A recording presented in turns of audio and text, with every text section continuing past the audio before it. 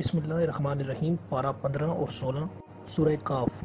اس سورت میں غار میں چھپنے والے نوجوانوں کا قصہ تفصیل سے بیان فرمایا گیا ہے۔ انہی کو اصحاب کاف کہا جاتا ہے۔ کاف عربی میں غار کو کہتے ہیں اور اصحاب کاف کے معنی ہوئے غار والے۔ آیت 7 اور 8۔ یقین جانو کہ روئے زمین پر جتنی چیزیں ہیں ہم نے انہیں زمین کی سجاوٹ کا ذریعہ اس لیے بنایا ہے تاکہ لوگوں کو آزمائیں کہ ان میں سے کون زیادہ اچھا عمل کرتا ہے، اور یہ بھی یقین رکھو کہ روئے زمین پر جو کچھ ہے ایک دن ہم اسے ایک سپاٹ میدان بنا دیں گے۔ آیت 23 اور 24۔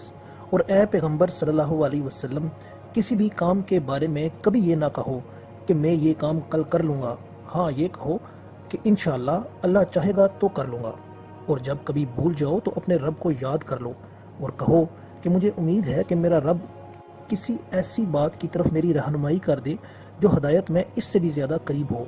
آیت 28۔ اور اپنے آپ کو استقامت سے ان لوگوں کے ساتھ ساتھ رکھو جو صبح و شام اپنے رب کو اس لیے پکارتے ہیں کہ وہ اس کی خوشنودی کے طلبگار ہیں، اور تمہاری آنکھیں دنیاوی زندگی کی خوبصورتی کی تلاش میں ایسے لوگوں سے ہٹنے نہ پائے، اور کسی ایسے شخص کا کہا نہ مانو جس کے دل کو ہم نے اپنی یاد سے غافل کر رکھا ہے، اور جو اپنی خواہشات کے پیچھے پڑا ہوا ہے اور جس کا معاملہ حد سے گزر چکا ہے۔ آیت 46۔ مال اور اولاد تو دنیاوی زندگی کی زینت ہیں، اور جو نیکیاں پائیدار رہنے والی ہیں وہ تمہارے رب کے نزدیک ثواب کے اعتبار سے بھی بہتر ہیں اور امید وابستہ کرنے کے لیے بھی بہتر ہیں۔ آیت 57۔ اور اس شخص سے ظالم کون ہوگا جسے اس کے رب کی آیتوں کے حوالے سے نصیحت کی جائے تو وہ ان سے منہ موڑ لے اور اپنے ہاتھوں کے کرتوت بھلا بیٹھے۔ حقیقت یہ ہے کہ ہم نے ان لوگوں کے کرتوت کی وجہ سے ان کے دلوں پر غلاف چڑھا دیے ہیں، جس کی وجہ سے وہ اس قرآن کو نہیں سمجھتے۔ آیت 103 اور 104۔ کہہ دو کہ کیا ہم تمہیں بتائیں کہ کون لوگ ہیں جو اپنے اعمال میں سب سے زیادہ ناکام ہیں؟ یہ وہ لوگ ہیں کہ دنیاوی زندگی میں ان کی ساری دوڑ دھوپ سیدھے راستے سے بھٹکی رہی اور وہ یہ سمجھتے رہے کہ وہ بہت اچھا کام کر رہے ہیں۔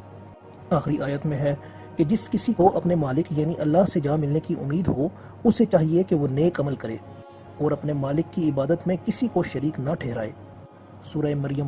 اس صورت کا بنیادی مقصد حضرت عیسیٰ علیہ السلام اور ان کی والدہ حضرت مریم علیہ السلام کے بارے میں صحیح عقائد کی وضاحت ہے۔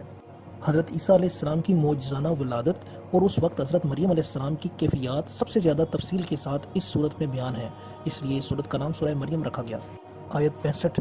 اللہ آسمانوں اور زمینوں کا بھی مالک ہے اور جو مخلوقات ان کے درمیان ہیں ان کا بھی، لہٰذا تم اسی کی عبادت کرو اور اسی کی عبادت پر جمے رہو۔